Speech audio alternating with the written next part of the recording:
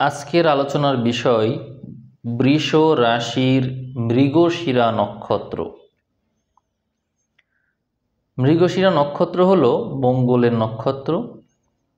এই যে আপনাদের রাশিফল আমি বলছি, শুরুতেই বলে নিই যে আপনাদের রাশিফল আসলে চ্যানেল থেকে দেওয়া হয় না, অনিয়মিত একেবারে।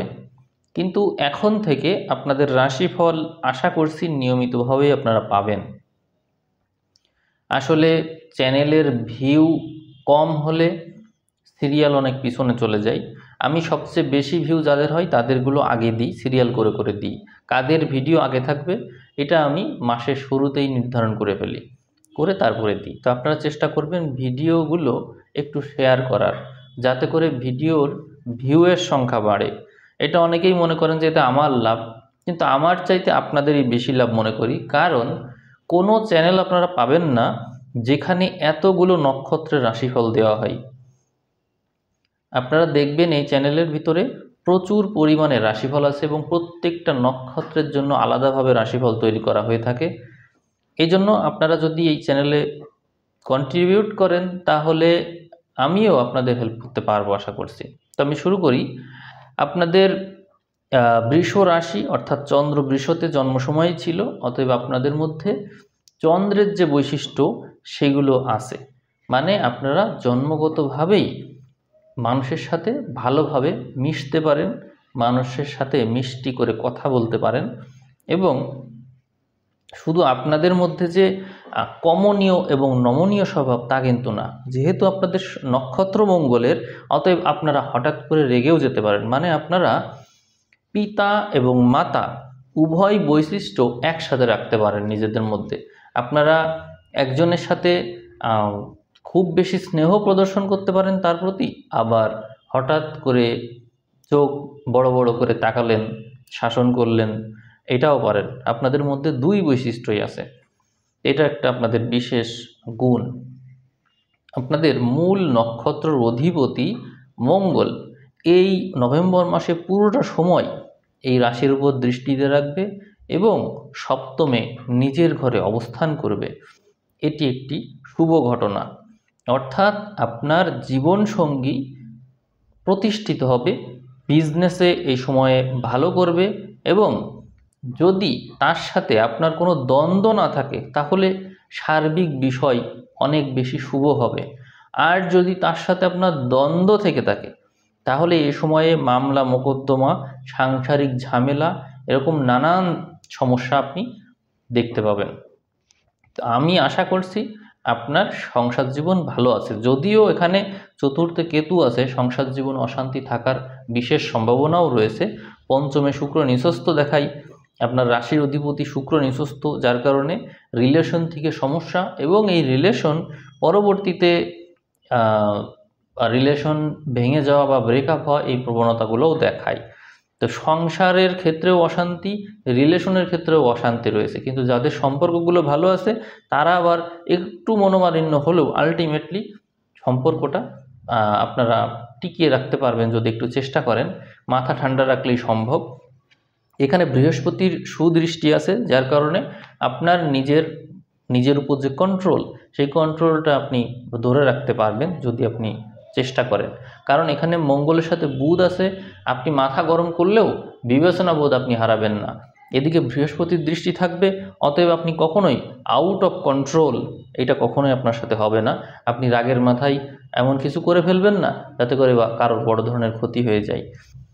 তো এখানে বিজনেস ভাগ্যটা খুবই ভালো দেখাই। যদি আপনার সংসারে অশান্তি না থাকে তাহলে আমি গ্যারান্টি দিয়ে বলতে পারি যে আপনার কর্মক্ষেত্র নানামুখী হয়ে উঠবে এবং বিজনেসে আপনি প্রচুর টাকা পয়সা ইনকাম করা এবং নানান সুযোগ সৃষ্টি হওয়ার ফলে নিজের হাতে অনেক কিছু আপনি করবেন। এখানে একাদশের অধিপতি বৃহস্পতি সে তৃতীয় আছে এবং সপ্তমে সপ্তমপতি নিজের ঘরে, এবং ওখানে বিজনেসের অধিপতি বুধ আছে এবং দশমে রাহু আছে, যা নিশ্চিতভাবেই নির্দেশ করে যে আপনি বিজনেসে অবশ্যই ভালো করবেন।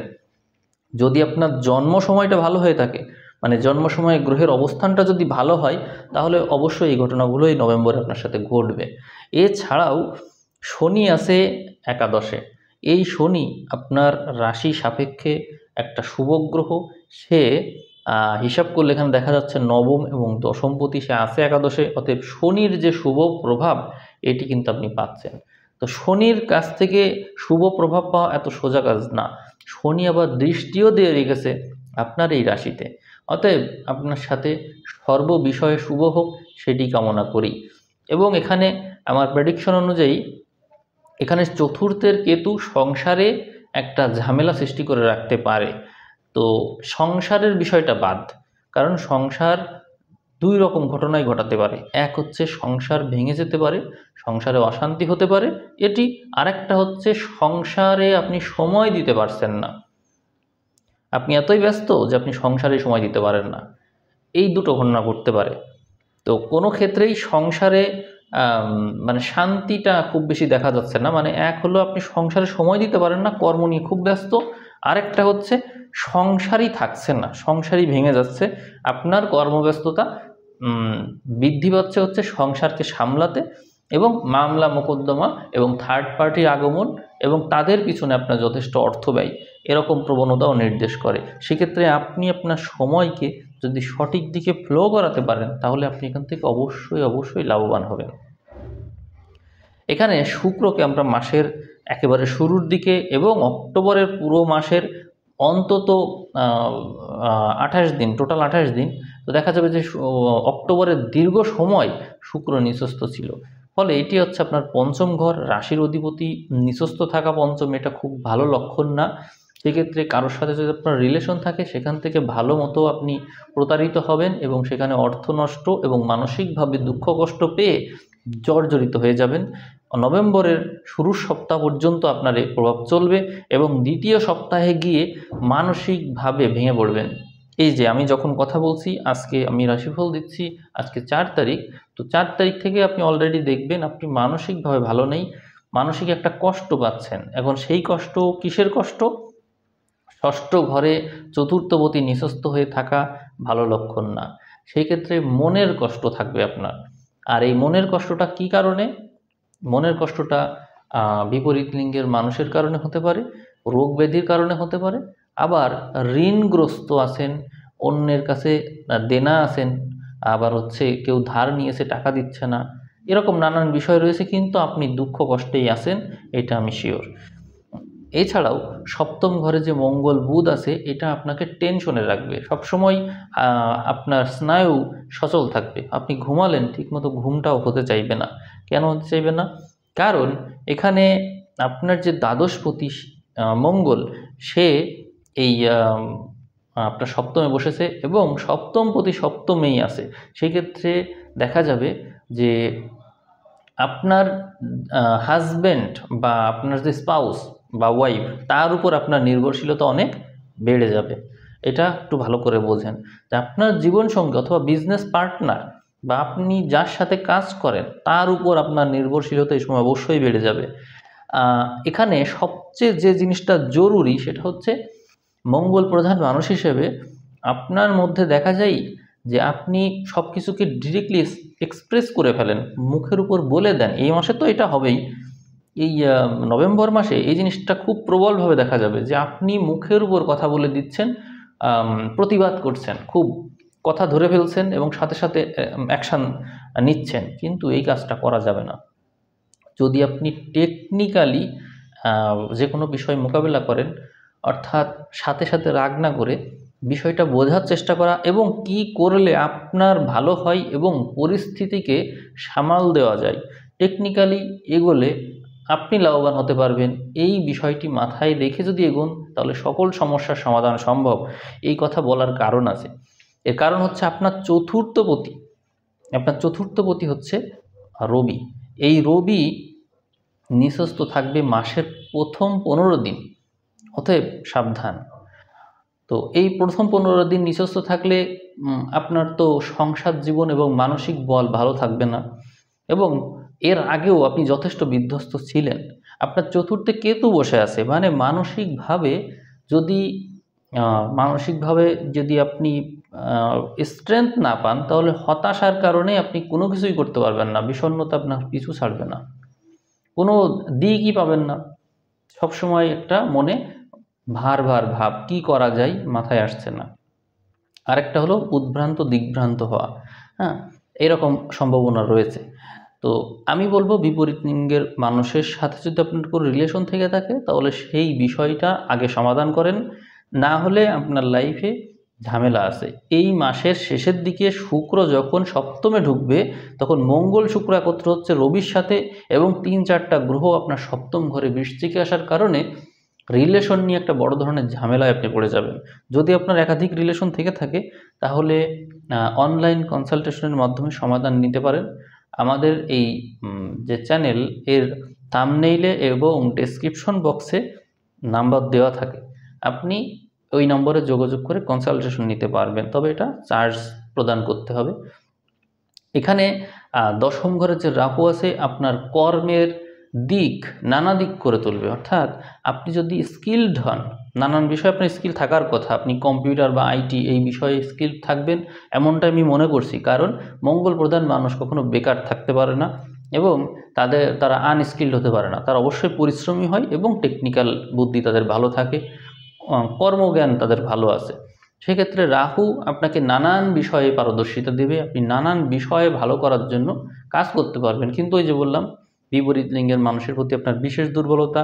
কিভাবে এই কথাটা আমি বারবার বলছি, কারণ আপনার জন্ম সময় আপনার রাশিতে চন্দ্র ছিল, এই চন্দ্র ওখানে তুঙ্গি আছে, আপনার মূল নক্ষত্র হচ্ছে মঙ্গল, বোঝেন, মঙ্গল, এখানে চন্দ্র আছে মঙ্গল, এই দুটো বিষয় চলে আসলো। আর একটা হচ্ছে শুক্র, কারণ এই রাশির অধিপতি শুক্র। তাহলে শুক্র মঙ্গল চন্দ্র এইগুলো কিন্তু মানুষের মধ্যে ইমোশন এবং বিপরীত লিঙ্গের মানুষের প্রতি টান, পক্ষপাতিত্ব এগুলো খুব বেশি নির্দেশ করে। আপনি নিজে দেখবেন বিপরীত লিঙ্গের যে মানুষগুলো আছে তাদের প্রতি আপনার একটা অন্যরকম আকর্ষণ কাজ করে।